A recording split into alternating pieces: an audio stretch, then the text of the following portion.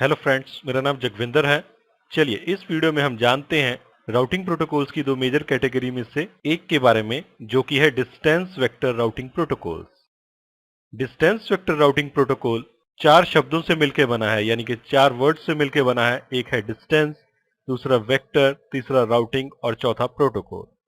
Protocol हमारा set of rules होता है, रूल्स एंड रेगुलेशंस, जिसके थ्रू नेटवर्क कम्युनिकेशन होता है।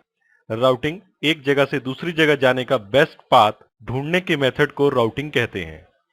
तो राउटिंग और प्रोटोकॉल के बारे में हम पहले भी डिस्कस कर चुके हैं, तो इसके आगे वर्ड्स लग गए हैं डिस्टेंस और वेक्टर। तो डिस्टेंस वेक्टर राउटिंग प्रोटोकॉल दो चीजों से मिलकर बनता है, एक है डिस्टेंस और दूसरा है वेक्टर। डिस्टेंस ये स्पेसिफाई करता है कि एक नेटवर्क से दूसरे नेटवर्क तक पहुंचने का डिस्टेंस कितना है, यानी कि अगर आप पैकेट फॉरवर्ड करना चाहते हैं तो पैकेट को डेस्टिनेशन तक पहुंचने के लिए कितना डिस्टेंस कवर करना पड़ेगा। और दूसरा है वेक्टर।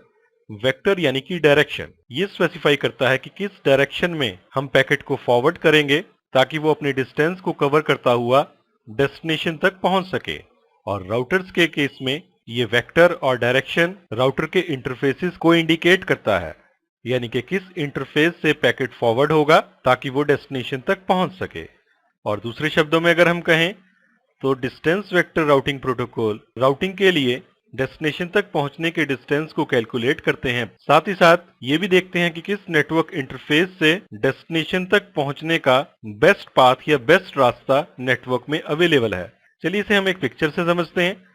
तो मेरे नेटवर्क में मान लीजिए 5 राउटर हैं, जैसे कि राउटर ए, बी, सी, डी और ई, और राउटर ए से राउटर बी तक, या अगर हम इनको नेटवर्क्स मान लें, इनके साथ नेटवर्क अटैच हैं, तो नेटवर्क ए से नेटवर्क बी तक पहुंचने के 3 रास्ते हैं। एक तो डायरेक्ट राउटर ए से बी तक, यानी कि ए बी के थ्रू अगर पैकेट फ्लो करे। दूसरा है राउटर ए से लेके सी तक और फिर सी से बी तक, यानी कि ए सी बी। और तीसरा रास्ता है थ्रू राउटर्स डी एंड ई, और यानी कि ए डी ई बी। इस रास्ते से भी डेटा ए से बी तक पहुंच सकता है। तो यहाँ पे डिस्टेंस वेक्टर राउटिंग प्रोटोकॉल के पास 3 ऑप्शंस हैं। एक तो उसे बेस्ट या लोएस्ट डिस्टेंस कैलकुलेट करना है राउटर ए से बी तक का। दूसरा उसे ये देखना है कि किस इंटरफेस से वो पैकेट को फॉरवर्ड करे ताकि पैकेट कम से कम डिस्टेंस को कवर करता हुआ बी नेटवर्क तक पहुंचे। तो डिस्टेंस वेक्टर राउटिंग प्रोटोकॉल इस चीज की कैलकुलेशन करता है कि बी तक कैसे पहुंचा जाए, और राउटर ए के ऊपर जो 3 इंटरफेसेस हैं, इनमें से किस इंटरफेस से पैकेट को फॉरवर्ड किया जाए ताकि ए से बी तक बेस्ट पाथ या बेस्ट राउट बने।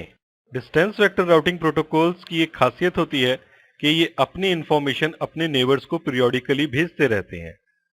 फिर चाहे वो राउटिंग टेबल की इंफॉर्मेशन हो, या फिर अगर टोपोलॉजी में कोई चेंजेस हो रहे हैं, कोई लिंक डाउन हो रहा है, कोई नया नेटवर्क जुड़ रहा है, तो ये इंफॉर्मेशन भी वो पीरियोडिकली अपने नेबर्स को भेजते रहते हैं।